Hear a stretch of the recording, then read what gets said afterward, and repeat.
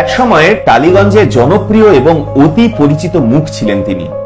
বাংলা চলচ্চিত্রের ছোটখাটো চরিত্রগুলোকেও নিজের অভিনয় গুণে বেশ মজাদার করে তুলতেন দর্শকদের কাছে। তবে শেষ জীবনে কেউ খোঁজ রাখেনি এই অভিনেতার।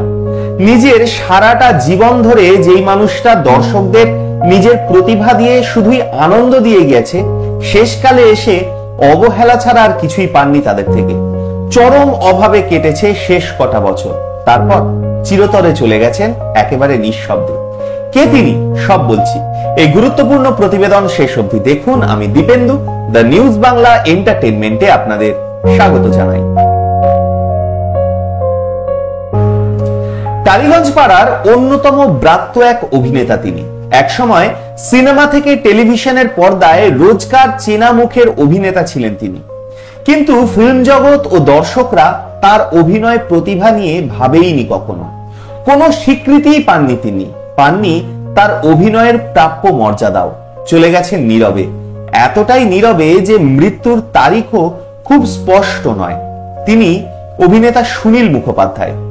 বাংলা ছায়াছবিতে নানা ছোট চরিত্রে কাজ করতেন সুনীল বাবু। বেশিরভাগ ক্ষেত্রেই দুস্থ ও প্রান্তিক মানুষের চরিত্র পেতেন, কিন্তু ওইটুকুতেই বুঝিয়ে দিতেন নিজের জাত। তিনি যেন বাংলা ছবিতে বাংলার প্রান্তিক মানুষদেরই প্রতিনিধি হয়ে উঠেছিলেন। তাদের মুখ, আরতি, কান্নাই যেন সুনীল মুখোপাধ্যায়ের প্রতিচ্ছবি হয়ে রূপলী পর্দায় ভেসে উঠত। অভিনেতা ও পরিচালক উৎপল দত্তের নাট্যদলের সঙ্গে জড়িত ছিলেন সুনীল মুখোপাধ্যায়। পরে পরিচালক মৃণাল সেনের কলকাতা ৭১ ছবিতে প্রথম কাজ করেন, কিন্তু এই ছবিতে তার অভিনয়ের জায়গাটি সম্পাদনায় বাদ পড়ে যায়। পরিচালক বুদ্ধদেব দাশগুপ্তের নিম অন্নপূর্ণা ছবিতে তিনি মুখ্য ভূমিকায় অভিনয় করে পরিচিতি পান। মূলত চাকর, মাতাল, চোর ইত্যাদি প্রান্তিক চরিত্রে অভিনয় করতেন তিনি। ঋতুপর্ণ ঘোষের প্রথম সিনেমা হীরের আংটিতে চোরের ভূমিকায় অভিনয় করেন। অজস্র বাংলা ছবি ও টেলিভিশন সিরিয়াল ও মঞ্চে তিনি সহ অভিনেতার কাজ করেছেন। ৯০ দশকে মনোজদের অদ্ভুত বাড়ি বাংলা টেলি সিরিজে তিনি গোয়েন্দা বরদাচরণের চরিত্রে অভিনয় করেছিলেন। অমৃত কুম্ভের সন্ধানে, খারিজ, Paar, Abar Aranye, Kalbela, Mr and Mrs Iyer, Padma Nadir Majhi, তাহাদের কথা, বোস, দ্য ফরগটেন হিরো ইত্যাদি সিনেমার পাশাপাশি মূলধারার বাণিজ্যিক ছবিতে নিয়মিত অভিনয় করতেন তিনি। ক্যালকাটা পিপলস আর্ট থিয়েটারের সঙ্গে যুক্ত ছিলেন সুনীল মুখোপাধ্যায়। ফেরা চলচ্চিত্রে অভিনয় করে বেস্ট সাপোর্টিং রোলের পুরস্কারও পান তিনি। একবার স্বপন সাহার সকাল সন্ধ্যা ছবির শুটিং চলছে। একটা দৃশ্যে সংঘমিত্রা ব্যানার্জি, সুনীল মুখার্জি ও আর একটা নতুন বাচ্চা মেয়ে। সেই দৃশ্যে চিত্রনাট্য অনুযায়ী মেয়েটিকে কোলে তুলে সিঁড়ি দিয়ে ওঠানামা করতে হবে সুনীল বাবুকে। সুনীল মুখার্জির ওই শীর্ণ চেহারা, গায়ে তো জোর ছিলই না, তবু উনি সেই নবাগতা মেয়েটিকে কোলে তুললেন সেই দৃশ্যে। কিন্তু শুটিং শেষ হওয়ার আগেই সুনীল বাবু মেয়েটার ওজন অতক্ষণ কোলে তুলে ধরে রাখতে না পেরে মেয়েটিকে ফেলেই দিলেন সিঁড়ি থেকে। মেয়েটা ধপাস করে পড়ে যায়। সেই মেয়ে তো পড়ে গিয়ে খুবই চটে গেছে। ইউনিটের সকলেও খুব রেগে গেছে সুনীল বাবুর উপর। কাঁচুমাচু মুখে দাঁড়িয়ে আছেন সুনীল নিজে। সকলেই সুনীল বাবুকে ধমকাচ্ছেন, এভাবে কেউ ফেলে দেয়? তখন সংঘমিত্রা ব্যানার্জি ছুটে এসে সকলকে বোঝান ওর বয়স হয়ে গেছে, উনি পেরে ওঠেননি, ওকে দোষারোপ করবেন না।